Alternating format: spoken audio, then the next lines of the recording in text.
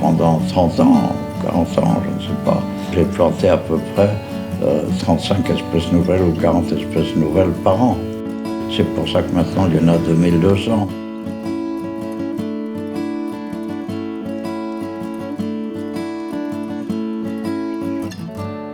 C'est moi qui ai fait le plan, c'est moi qui ai fait les trous pour planter les arbres, qui les ai plantés, à part quelques petits-enfants récalcitrants à qui j'arrivais à faire un trou. Mais sans ça, j'ai tout fait absolument de mes mains quand je n'étais pas à l'étranger, parce que je continuais quand même à voyager beaucoup.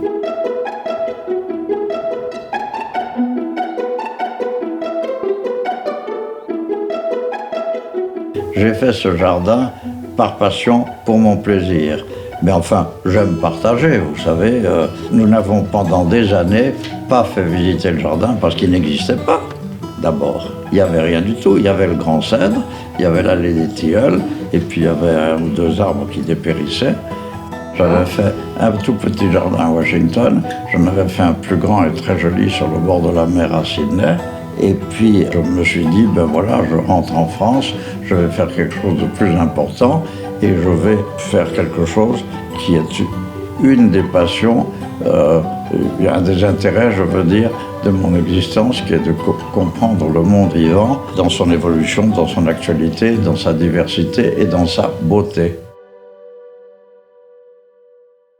Quand je suis rentré en France, je me suis dit, puisque j'aime la nature, que j'aime la beauté et que j'aime les plantes, faute de pouvoir faire un zoo et d'avoir les moyens financiers et le temps de le faire, je vais planter. Alors par conséquent, pendant 30 ans ou 40 ans, j'ai planté pour m'amuser.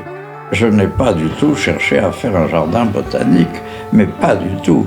Chaque fois que j'ai été nommé quelque part, j'ai fait un petit jardin parce que j'aime les plantes. J'ai retrouvé là, à ma portée et pouvant le faire, un de mes amours, c'est-à-dire une de mes fixations principales, l'amour du monde vivant, l'admirable variété du monde vivant.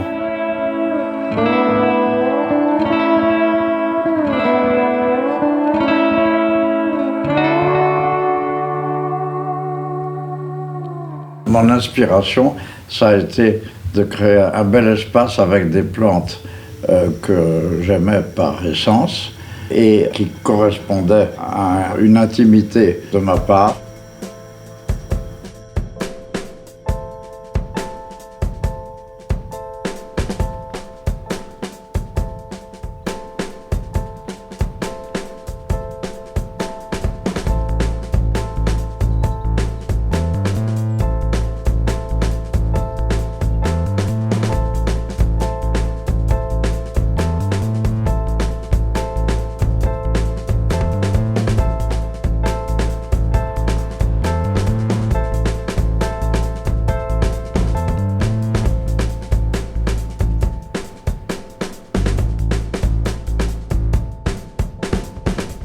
J'aime l'ordre et par conséquent j'ai fait un jardin qui, juste devant les bâtiments, est à la française, un grand rectangle, etc.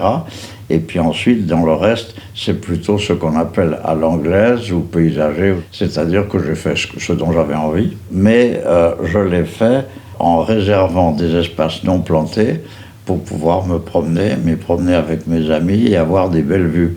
Alors de fait, de chez moi, j'ai une vue absolument magnifique de la Loire, sur la forêt de Blois, où chassaient les rois dans le temps. Je suis à la limite de l'ancienne frontière entre l'Angleterre, quand elle était avancée un peu trop, avant Jeanne d'Arc. Et de fait, il y avait une très grosse forteresse ou château qui s'appelait Bury, et qui était une forteresse anglaise qui doit être à 4 ou 5 kilomètres à vol d'oiseau de chez moi.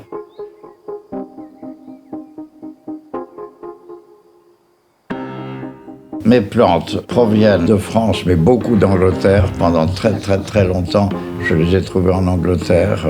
J'ai rapporté des graines, je les ai choisies, d'abord parce que je pouvais me les procurer ou les rapporter de voyage, et deuxièmement, pour leur beauté.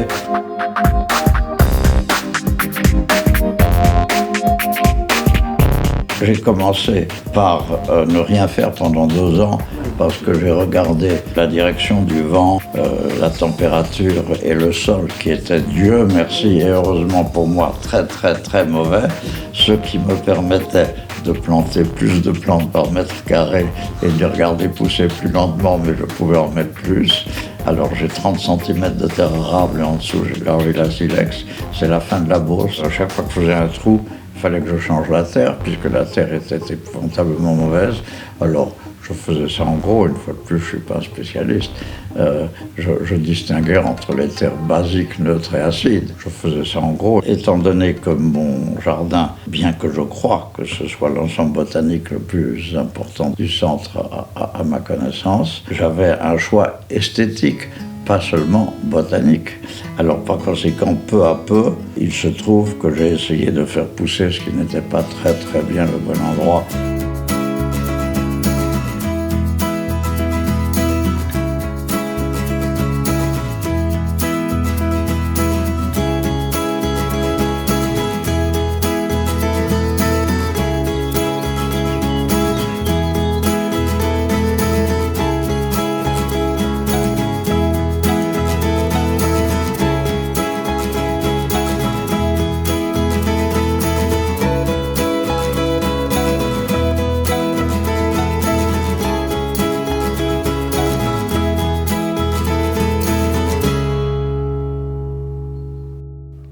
Je sais que, hélas, je ne peux pas acclimater chez moi les plantes, ou très peu, des plantes australiennes, qui est un des pays que j'ai aimé le plus. Mais par contre, j'ai beaucoup de plantes d'Asie, j'ai beaucoup de plantes d'Amérique du Nord, j'ai quelques plantes australiennes.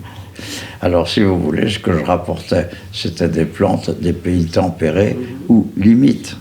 Et alors ensuite, au fur et à mesure que se développait ce jardin, qui en somme était mon amusement et mon intérêt et ma curiosité, le climat changeait.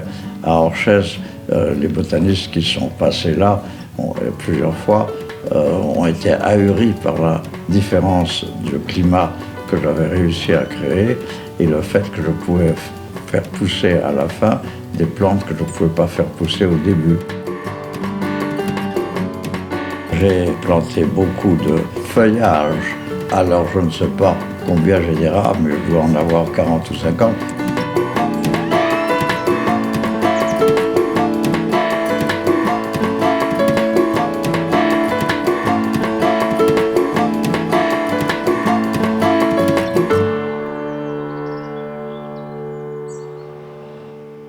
J'ai eu l'idée tout à coup de réunir dans un livre des mémoires visuelles et intellectuelles et souvenirs. La couverture, ça représente la façon dont je regarde ma vie. C'est-à-dire que ça tourne dans tous les sens sans savoir très bien où. De temps en temps, il y a des points d'intérêt et de temps en temps, il y a des choses qu'on ne peut pas expliquer.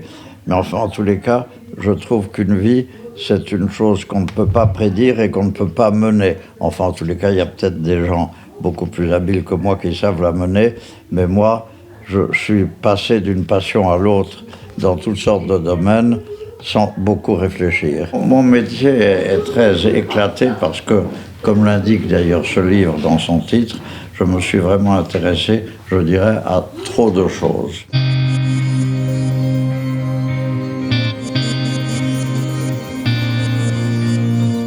J'ai fait un jardin qui avait été le jardin et la propriété de Hanoto avant. Hanoto avait des vignes, et ces vignes avaient été abandonnées par Hanoto. Elles mouraient, il restait les ceps dans les prés, on a tout arraché. Il y avait un grand cèdre, des tilleuls et quelques vieux ifs, très vieux, autour de l'église.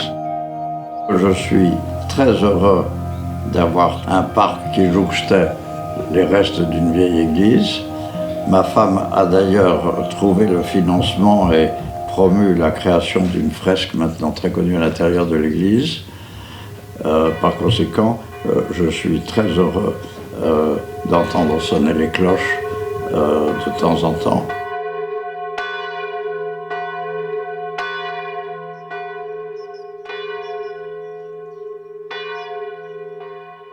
J'ai formé M. Ségard simplement parce que M. Ségard, qui avait aucune instruction, mais que je trouve un homme remarquable, il a du goût, il est très intelligent, il aime à s'instruire. J'ai eu plusieurs gardiens médiocres et qui me désespéraient, qui étaient plutôt gardiens que planteurs. Mais enfin, j'ai eu M. Ségard, qui lui s'est beaucoup intéressé aux plantes. Mais qu'est-ce que vous voulez? Je suis beaucoup en relation avec lui en ce sens que nous travaillons ensemble. C'est vraiment moi qui ai fait le jardin. C'est moi qui en ai fait le plan, qui ai choisi les plantes, etc. Mais M. Ségard, maintenant, a acquis les connaissances qu'il faut. Il est un amoureux maniaque, je dirais, je dis ça en riant. Tout le monde a le droit d'être amoureux des rosiers. Et par conséquent, je crois qu'il y a 250 espèces de rosiers en chaise.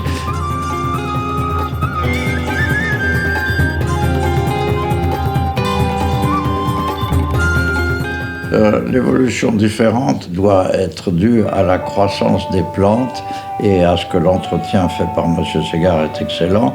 Mais en ce qui concerne l'introduction de M. Ségard sur le plan botanique, c'est essentiellement les roses qu'il a multipliées absolument dans tous les sens, enfin aux endroits avec mon accord. Alors j'ai fini par aimer les rosiers. Moi, elles ne m'intéressent absolument pas sur le plan botanique, mais enfin j'aime beaucoup la couleur, le parfum, et puis également il change par le fait qu'on acquiert une connaissance, les plantes grandissent, de telle sorte qu'un de mes travaux, ça consiste à forcer, à persuader M. Ségard de faire de l'élagage plus qu'il ne voudrait, parce qu'il faut quand même laisser la lumière pénétrer. Mais d'autre part, j'admets que ce jardin botanique disparaîtra. Le monastère d'Orchez, il a fini par s'écrouler à cause du temps, de la Révolution et des différents événements. Il en restera mon livre,